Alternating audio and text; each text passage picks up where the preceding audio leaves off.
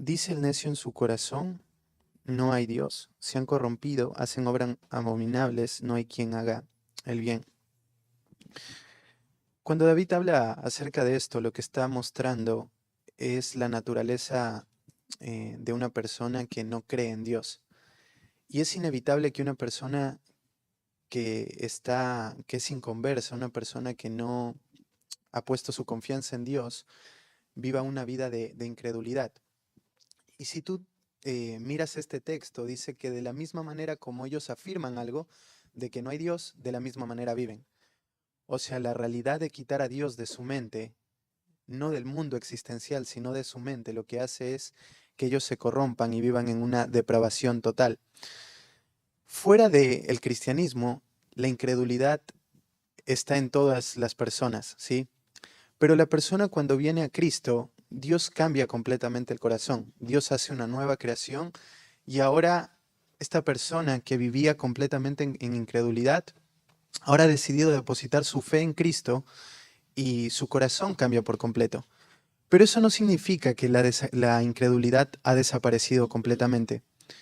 La realidad es que todavía hay destellos, hay eh, situaciones en el corazón que exponen que la naturaleza pecaminosa aún está, pero ya no como nuestra identidad, sino más bien como aquello que nosotros deseamos destruir, que ya no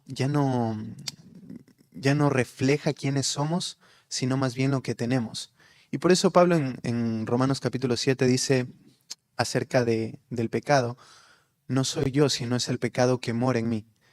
Cuando él dice esto, es muy importante entenderlo, porque lo que está afirmando es que ahora la lucha contra el pecado ya no es lo que era antes. Antes mi identidad era el pecado. Yo pecaba, yo era pecador no porque pecaba, sino pecaba porque era pecador. Esa era mi identidad. Hoy soy una nueva criatura. Pero todavía hay destellos entonces de pecados, y entre ellos la incredulidad.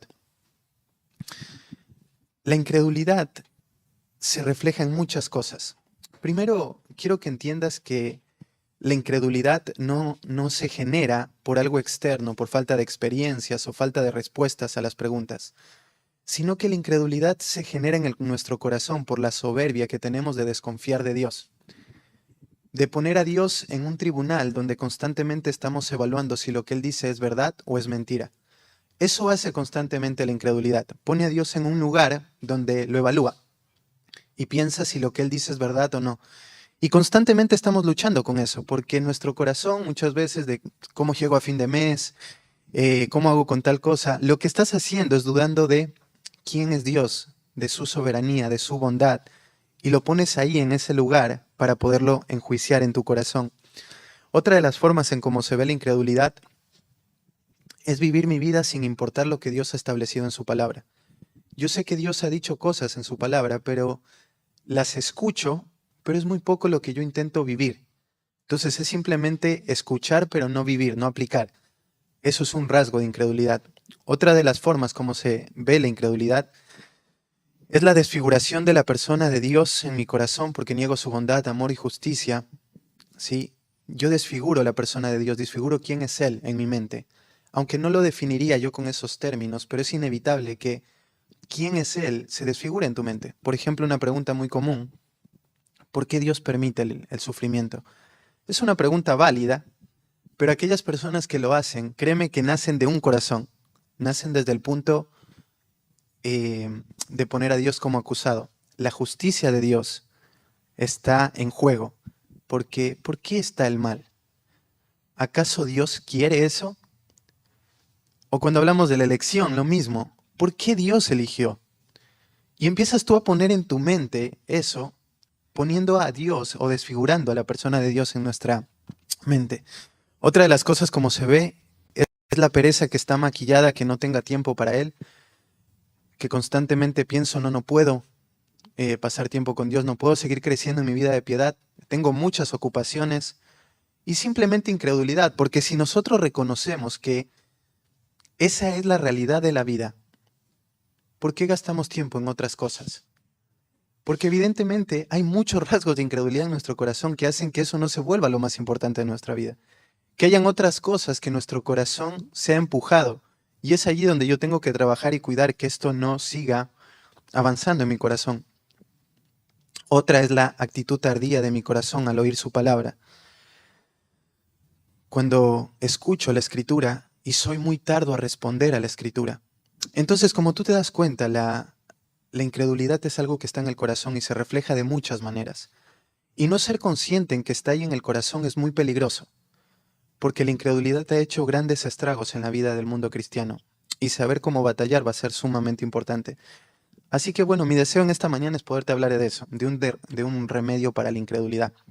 Y con esto en mente quiero que me acompañes al libro de Hebreos capítulo 3. Hebreos capítulo 3.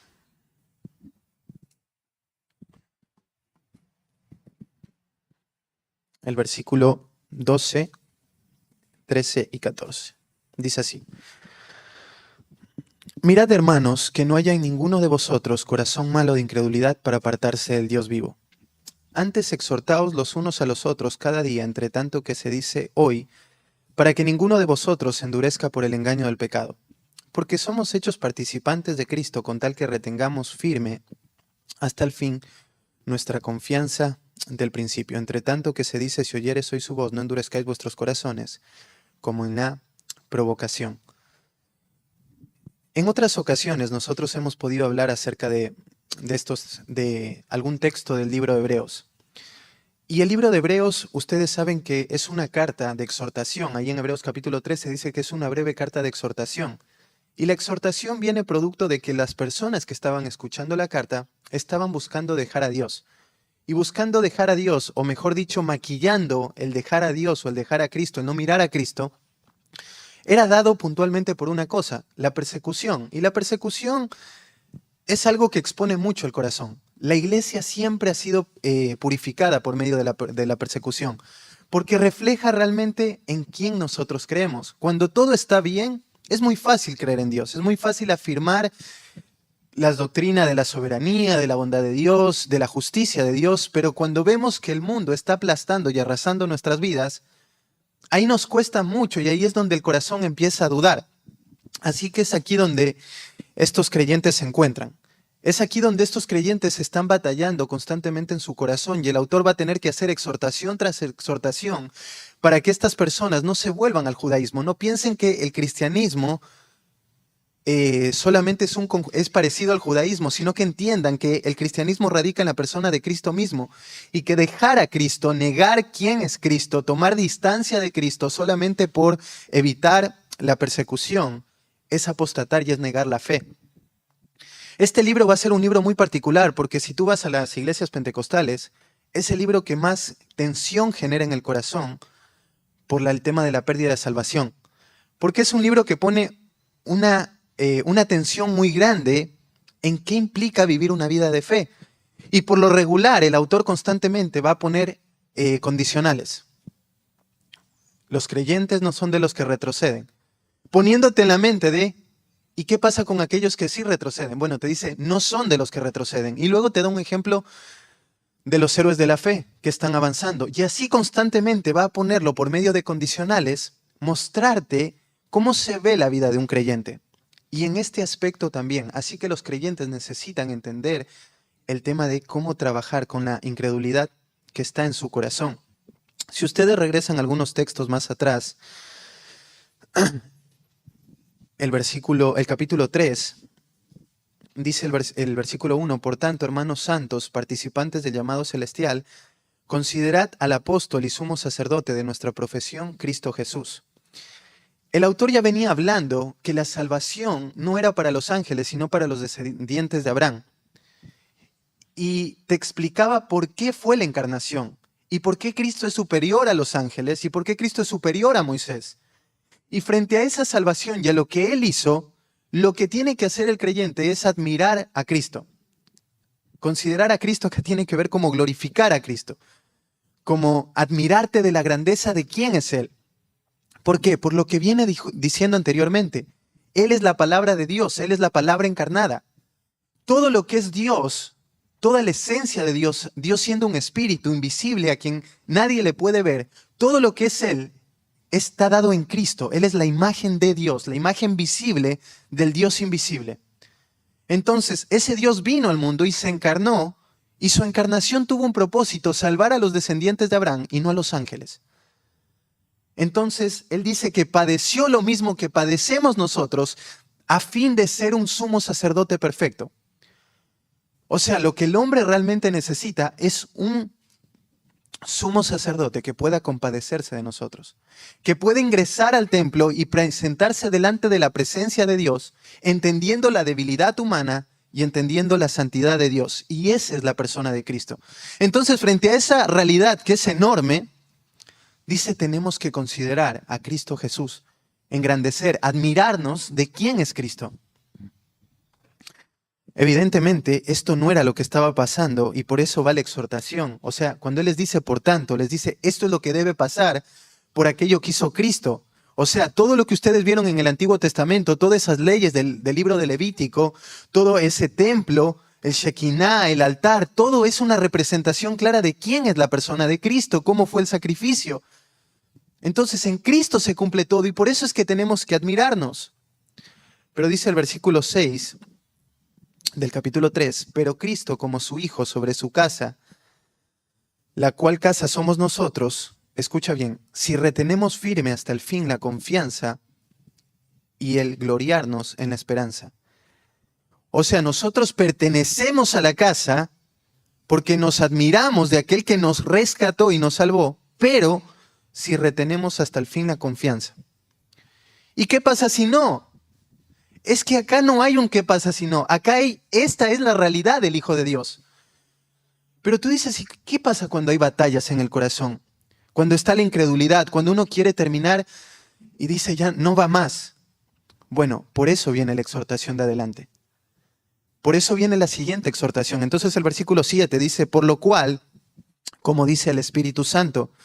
Y es lindo cómo arranca acá el autor Hebreos, porque arranca diciendo, así dice el Espíritu Santo, pero cuando tú vas al Salmo 95, dice, así dijo David.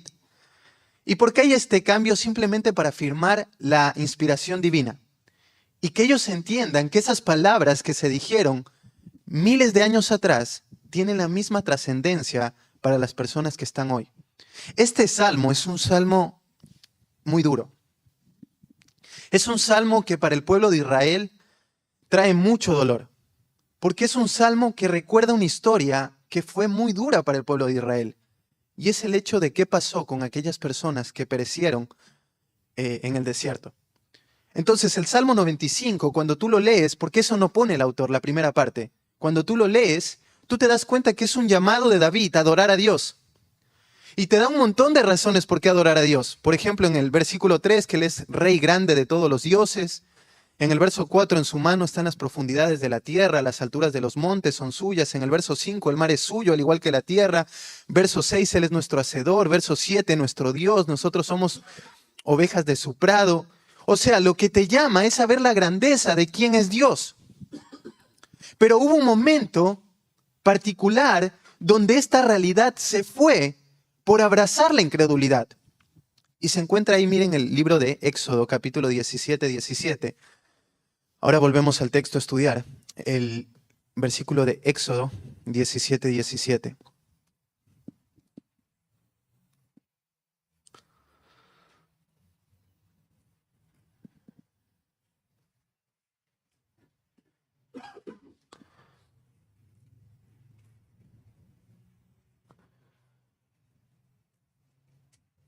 A ver si... 17:4, perdón. Dice así.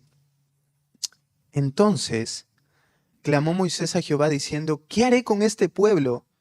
De aquí a un poco me apedrearán. Y Jehová dijo a Moisés, pasa delante del pueblo y toma contigo de los ancianos de Israel y toma también en tu mano tu vara con que golpeaste el río y ve. Eso es lo que le pide Dios a Moisés.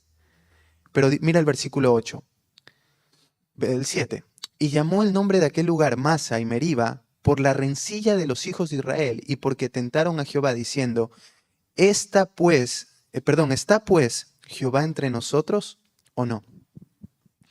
Esta era lo que ayuda el contexto del Salmo, nombrando esa historia tan difícil para el pueblo de Israel. Y tú dices, ¿qué tiene esto de particular y por qué se vuelve en una pauta para cuidar nuestro corazón. ¿Y por qué se vuelven algo tan duro? Porque el pueblo de Israel, capítulos anteriores, había pasado de salir de Egipto con grandes señales y maravillas.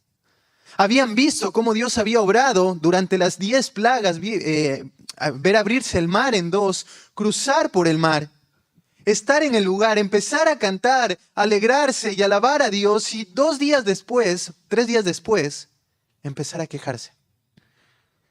Y tú dices, ¿qué pasó? Claro, era toda la felicidad del momento de decir, wow, y ahora sí Dios proveyó y nos abrió un lugar. Pero realmente todo eso era vano, era simplemente una respuesta emocional a lo que estaba pasando en el momento. Es por eso que 2 días después el corazón inmediatamente empieza a decir, ¿realmente está Dios entre nosotros? En Números 14, al 26 al 35, otro versículo anterior a este pasaje, habla de que el pueblo de Israel constantemente divagaban en su corazón. Y cuando vas a Números 14, al 26 al 35, llega un momento crucial en la vida de ellos. Porque la vida del pueblo de Israel fue vagar y vagar en su corazón y constantemente estar tentando a Dios. Y tentar a Dios tiene que ver con un corazón que constantemente está desconfiando de la grandeza de Dios. Y por eso David te dice, adora a Dios, engrandece a Dios por todo lo que Dios es. La incredulidad va en contra de todo eso. Y pone este ejemplo de estas personas. Entonces en Números 14...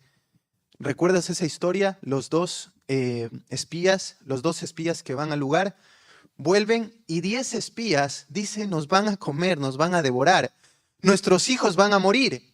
Ahora, los hijos que dijeron que iban a ser devorados son los únicos que entran y el grupo de personas quedaron todos ahí en el otro lado del desierto muriendo uno tras uno. Y la pregunta es, ¿qué pasó con ellos?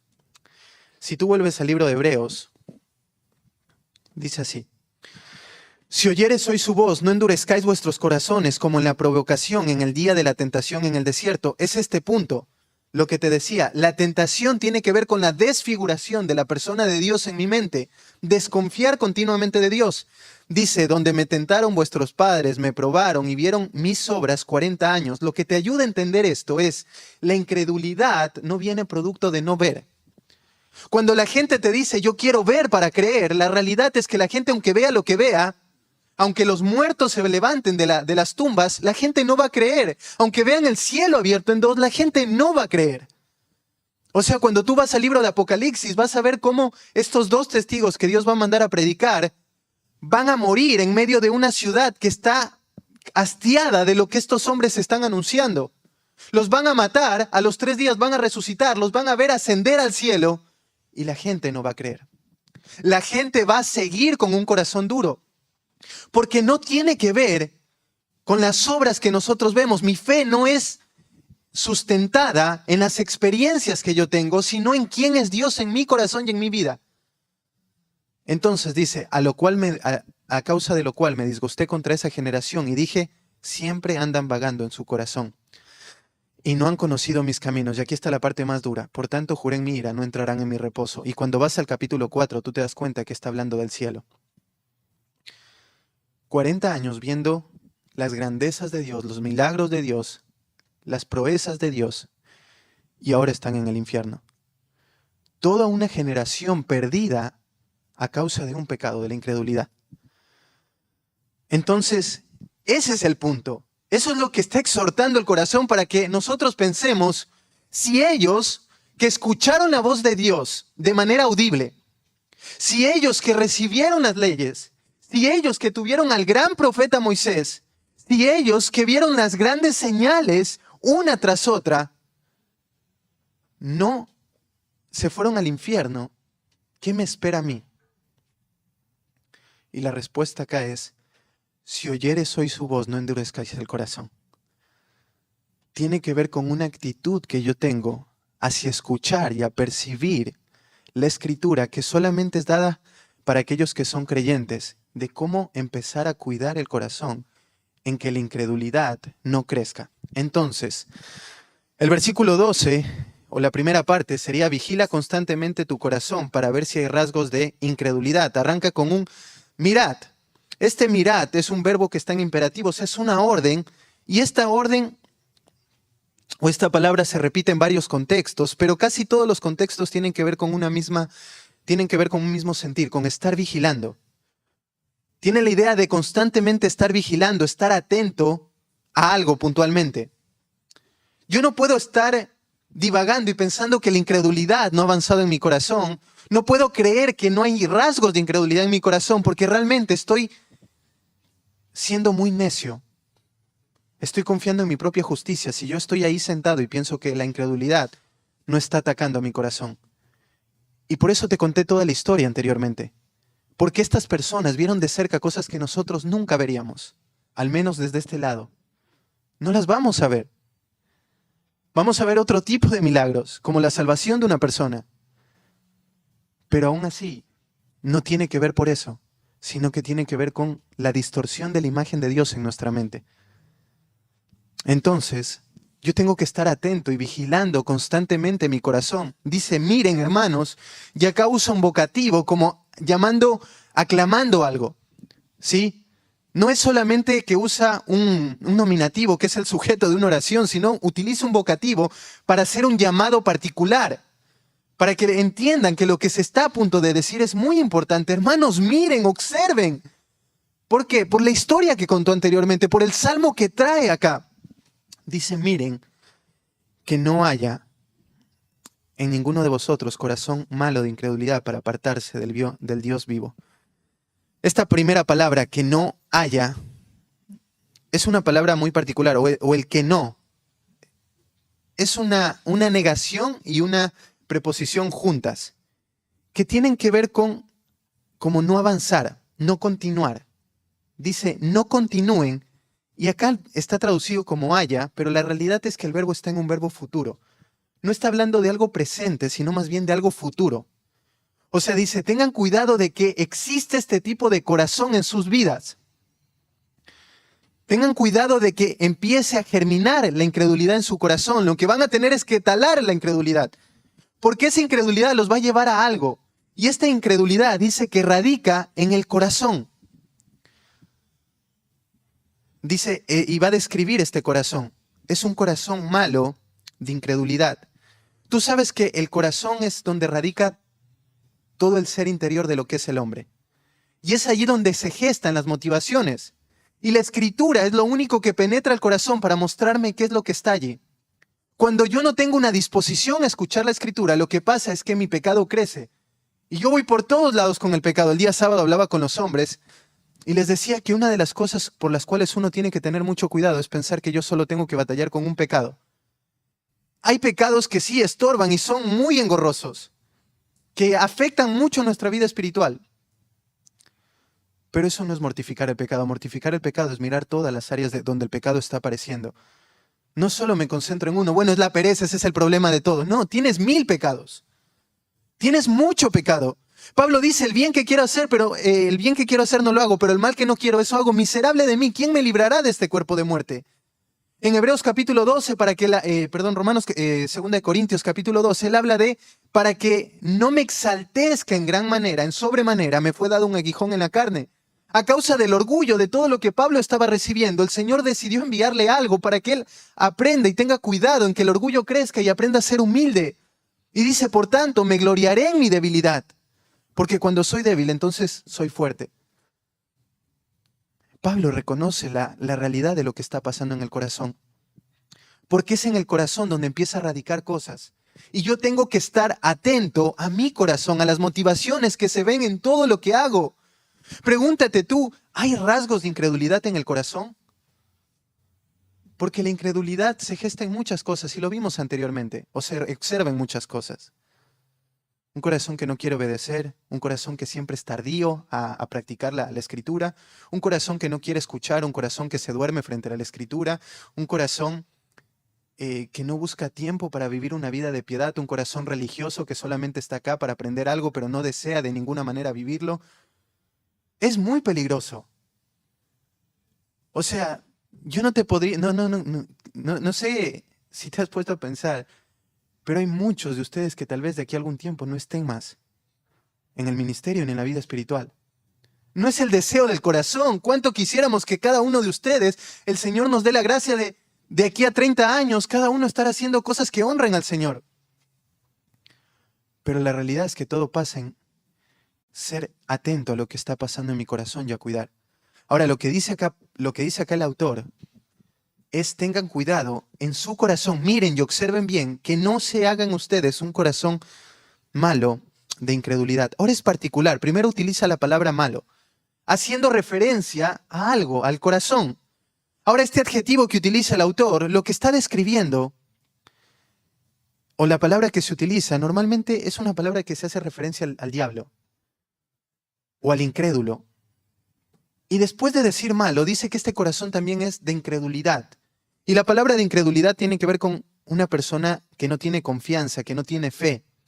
Esta palabra se utiliza en Hebreos 3:19, miren más abajo, dice el versículo 19, y vemos que no pudieron entrar a causa de su incredulidad. O sea, está describiendo a personas inconversas. En Romanos 11:20 dice, por la incredulidad de ellos, hablando de Israel, fueron desgajados. Entonces, cuando yo estudiaba este texto, lo primero que venía a mi mente es, ¿este es el corazón de un creyente? Y la respuesta es no. Porque la siguiente frase te dice, tengan cuidado que esto no pase, porque va a llevarte a un lugar, apartarte del Dios vivo. Y la palabra apartarse es la palabra apostatar. Y un creyente no puede apostatar. Un creyente no puede dejar la fe. ¿Por qué? Porque él pertenece al pueblo de Dios, porque el Espíritu de Dios está en él. Esto no significa que no haya pecado, que no haya momentos de mayor dureza. Significa que un creyente tiene al Espíritu Santo dentro y pertenece al pueblo de Dios y va a responder a la gracia de Dios por todas las cosas que Dios en su gracia le ha dado. Entonces dice, tengan cuidado porque la persona lo que va a hacer es apartarse. Lo que va a demostrar es su verdadera identidad. Ahora tú dices, ¿por qué está la advertencia? No es la primera vez que en la Escritura se hace advertencias como estas. Por ejemplo, en 1 Corintios capítulo 16 dice que tenemos que examinarnos a ver si realmente estamos en la fe o no. Los libros de los evangelios, ahora que estamos en la iglesia hablando de eso, constantemente confrontan nuestra vida con si hay salvación verdadera o no. Y tú dices, ¿por qué es que tiene que haber tanta duda? No, no hay duda.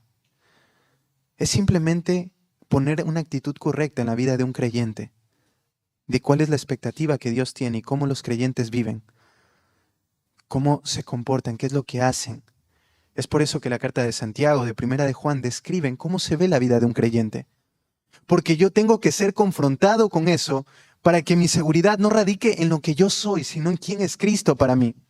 Entonces dice acá, evalúa, porque así vive un creyente, como observando las raíces de incredulidad y destruyéndolas constantemente.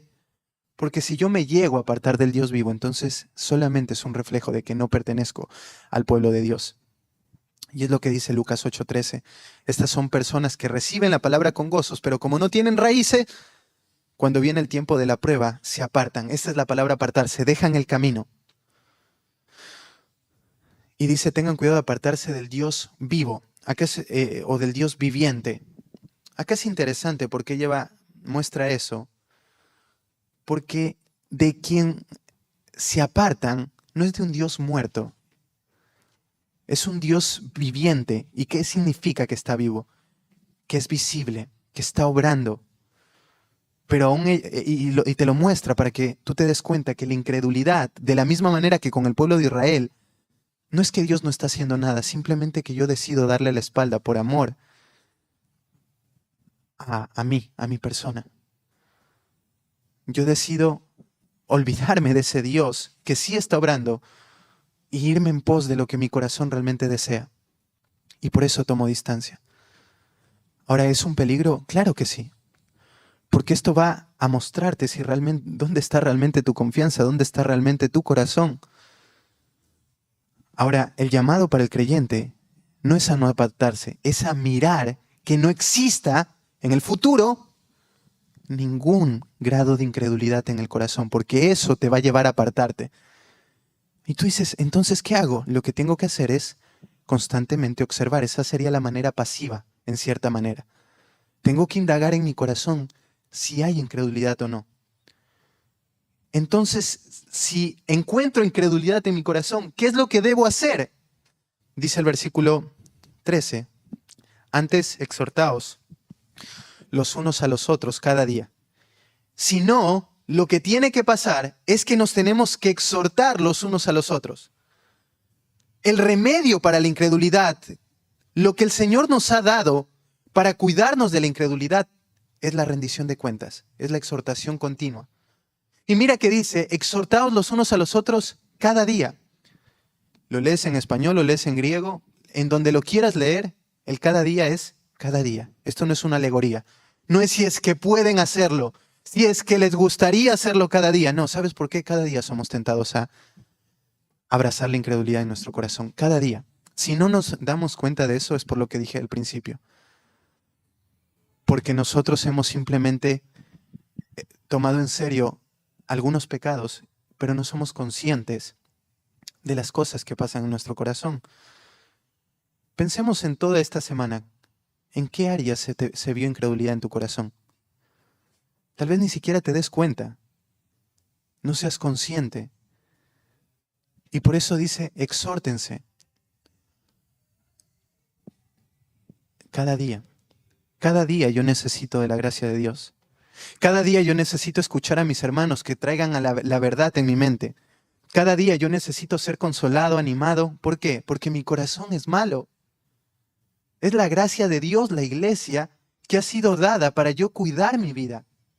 Yo no me puedo vivir aislado, no importa cómo seas, si eres de una personalidad introvertida y que te gusta estar solo, tienes que obligarte a vivir la vida de interacción continua con tus hermanos porque corres un gran peligro. Nuestro corazón es un corazón muy engañoso y que lo que necesita para cuidar de la incredulidad es una exhortación continua. Continua. Entonces yo tengo que ser transparente, hermano, mira, a mí me está pasando esto. Porque si no, no hay exhortación. Si tú no miras, si tú no estás atento, no vas a poder recibir esa exhortación de llamar y decir, Carlos, ¿sabes qué? Me está costando esto. No estoy llegando a fin de mes, mi esposa, mi familia me pide esto y no tengo. Y realmente me está costando llevar a mi familia a Cristo porque no sé si va a pasar. Estoy pasando por pruebas duras, estoy pasando por la muerte de algún familiar y no sé si voy a poder resistir esto, salir de esto. Realmente me cuesta. Muchas cosas llevan al corazón a la incredulidad. No estoy yendo al devocional y no tengo idea por qué. A veces inmediatamente lo tildas como una pereza, pero tú sabes qué hay detrás de eso. Puede ser que realmente estés muy ocupado. Pero si no estás buscando acudir a Dios, entonces, ¿dónde está tu vida espiritual?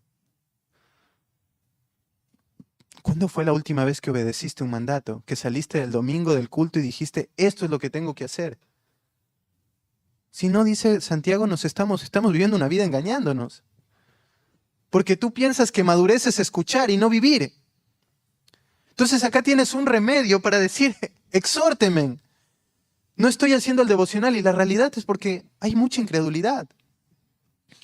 ¿Tú crees que si no hubiera incredulidad en el corazón, si tú sabes todos los versículos de la Biblia que dicen bienaventurados aquellos que meditan en la Escritura, ¿no gastarías todo el día estudiando la Escritura? Pero evidentemente en nosotros hay incredulidad que nos lleva a dudar si eso es real o no. Yo sé que la Escritura es la verdad, pero hay momentos donde mi fe es constantemente probada a ver si eso es real y me encuentro con situaciones donde la gente me pregunta cosas y mis respuestas van en contra de lo que dice la Escritura, o son simples o no hay respuesta. ¿Por qué? Porque no sé si realmente funciona. Mis consejos sí le van a servir. Entonces, hay dudas en el corazón. Llevas tanto tiempo, no sé, los que son papás, y disciplinas a tus hijos y no ves un cambio y ¿será que la paleta funciona?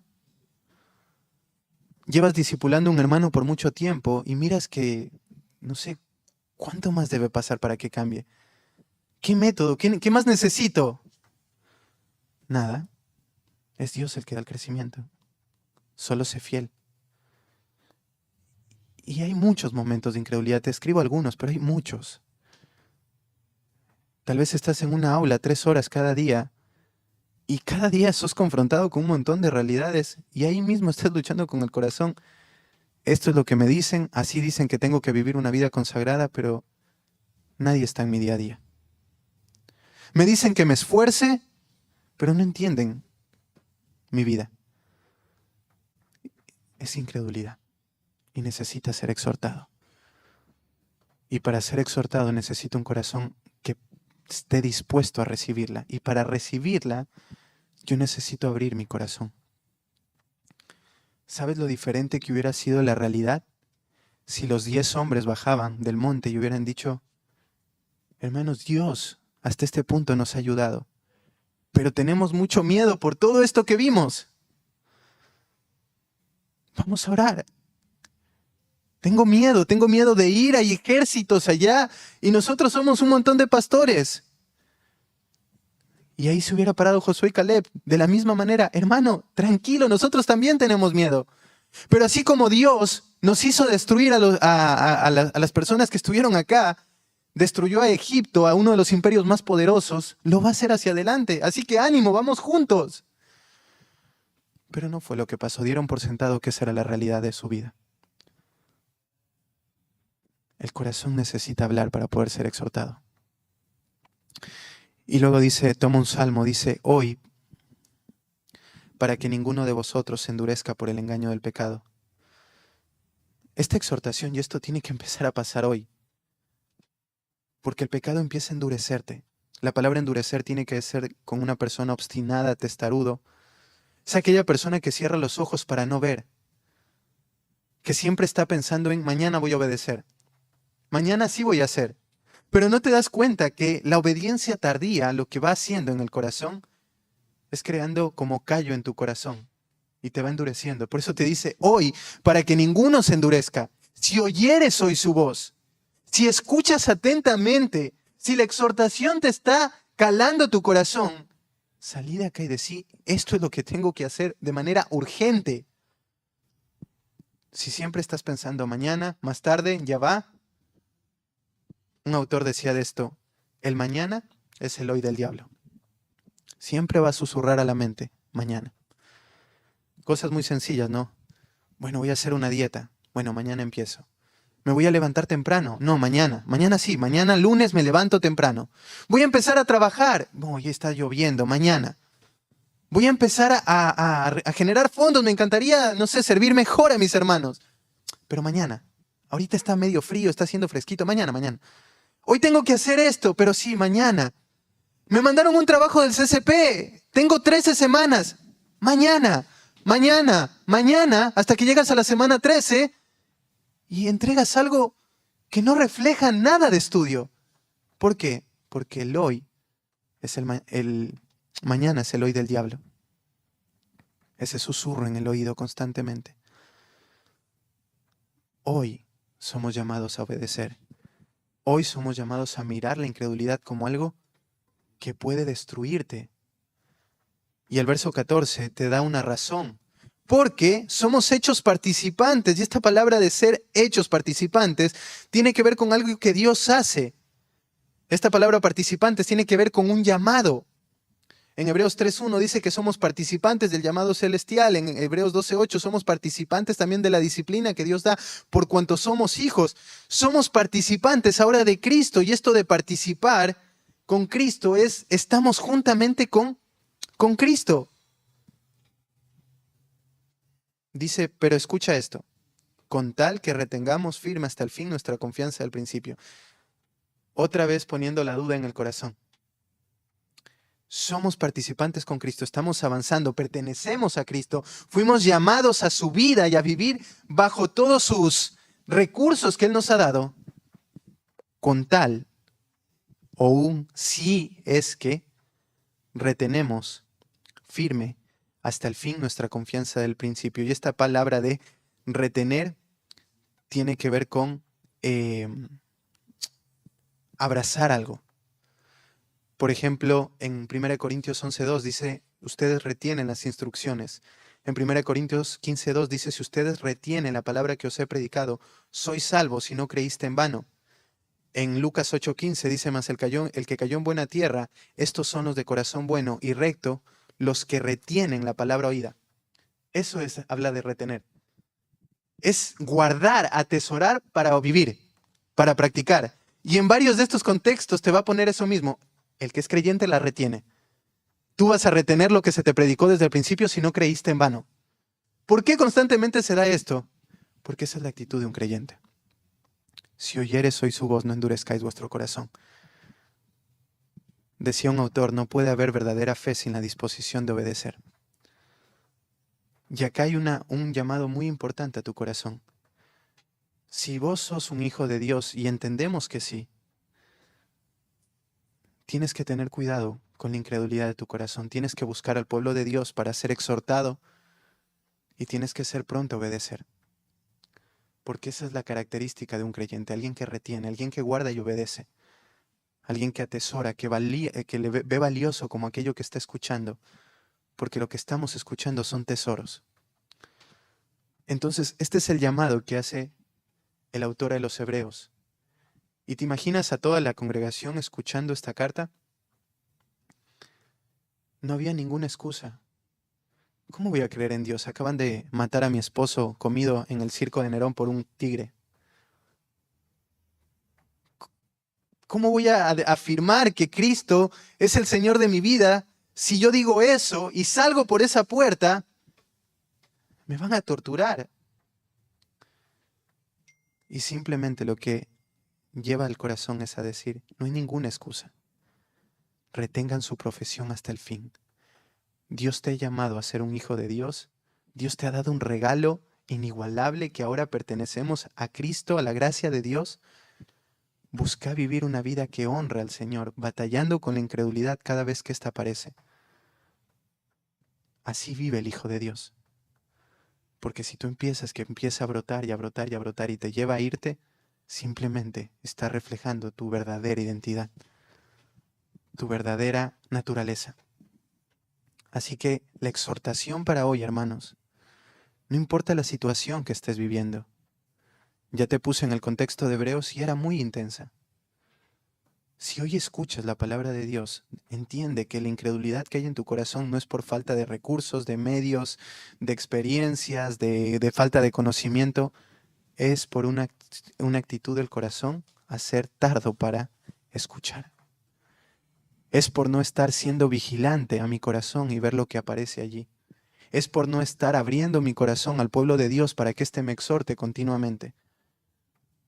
Si hoy escuchas la voz de Dios, no endurezcas tu corazón, no salgas y sigas con la misma actitud. Empezá a cuidar tu corazón de la incredulidad.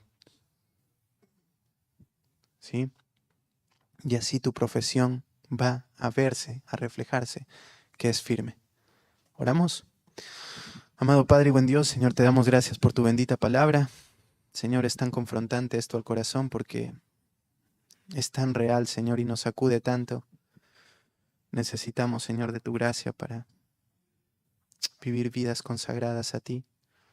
No permitir que el pecado, Señor, siga engañando nuestro corazón. Padre, ayúdanos a vivir vidas donde tú, Padre, seas exaltado y glorificado. Señor, de la misma manera que el pueblo de Israel perecieron, Señor, a pesar de que vieron tanto, tú nos has dado tanto, Señor. No hay por qué desconfiar de ti. No hay por qué tener un corazón, Señor, que esté constantemente pensando si estás en medio nuestro o no. Señor, danos la gracia de batallar con la incredulidad. Señor, porque tú nos has dado todos los recursos necesarios para ir en contra de ella. Gracias, Padre, por este tiempo y gracias por mis hermanos, Señor.